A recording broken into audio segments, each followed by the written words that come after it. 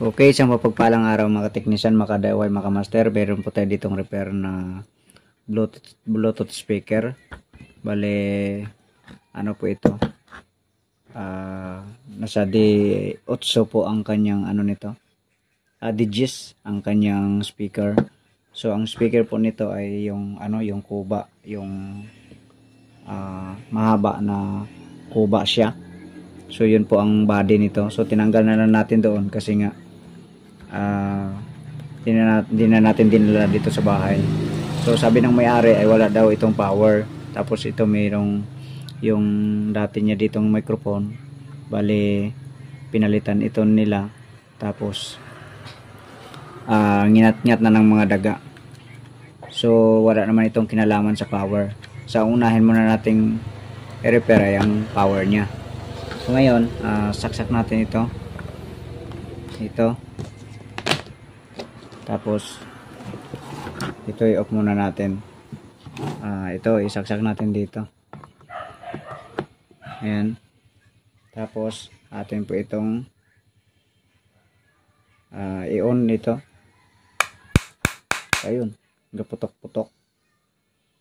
So yun po ang kanyang problema.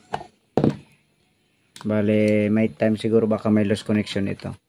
Okay, sige, buksan muna natin to dito. So dito nakatago dito yung sa loob fuse. So dito kasi parang wala namang dito, luwag oh. Okay, sige, buksan ko muna to. So natanggal na natin yung mga screw. Ayan, pero ito yung sumasabit yung switch dito. So hinang muna natin yan, tanggalin natin. Okay, ito natanggal na natin. Yan na. So ito kinalawang na pala dito. Yung kanyang fuse. Ayan o, naputol na. Kinalawang na pala yung fuse niya. Yung paa ng fuse oh. So palitan na lang natin ito. So naghanap tayo ng fuse nakaparehas.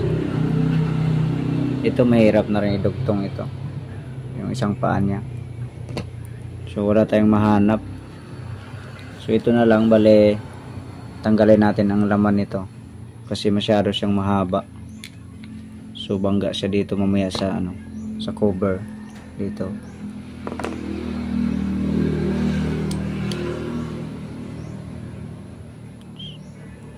Okay, so subukan natin hinangan kung pwede pa natin may plaster dito. Okay, sige, hinangan natin dito. Lagyan natin ng paa.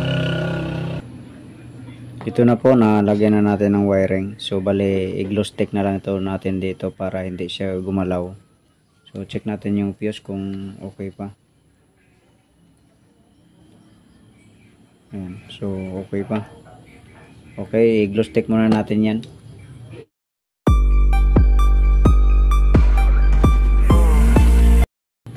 Ito, nalagyan na natin ng glue stick. So i-assemble ko na to para matesting natin. Ito na-assemble na natin. Yan. So mamaya ko na lang ibalik ito, yung mga wire dito, kasi dito lang naman ang connection niya, no? Okay, so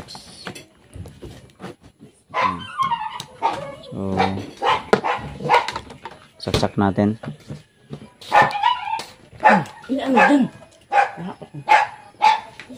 Okay, power on. Ayun, may power na siya. So meron speaker lang ng TV yung available natin dito. Okay, so testing natin sa speaker ng TV. Ito, nakabit na natin ang speaker natin. Ito, hininang lang natin dito. Okay, power on natin. Yan, may ilaw na. The Bluetooth device is ready to pair. The Bluetooth device is connected successfully. Ayan. So play natin.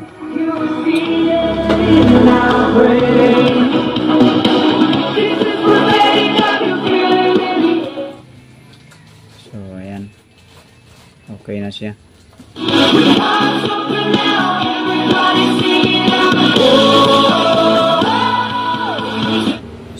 So dito na lang tayo sa ano. Bali ito na lang ay connect ko. Okay, so at least na okay na natin yung ano. Okay na natin yung kanyang power.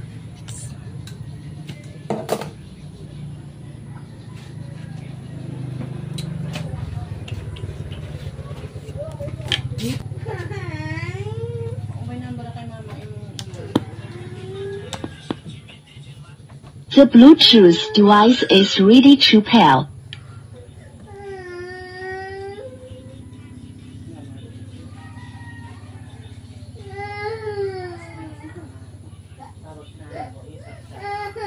Okay, so good na.